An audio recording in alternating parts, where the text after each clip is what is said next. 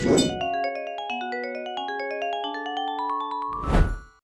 Eric Polley at ericpolley.com, and today we are going to slow down a video in Premiere Pro, and we're going to do it in 80 seconds. So let's rock and roll. With Premiere Pro open, I'm currently in the workspace effects. That seems to be where I like to stay.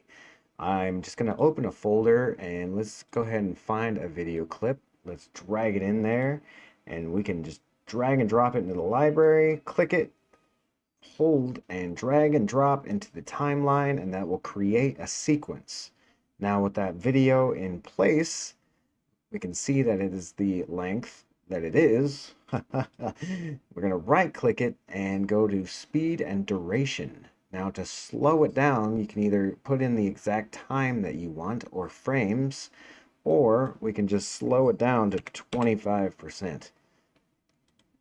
Click OK, and you'll see that it has slowed it down. Whoa, now that's slow.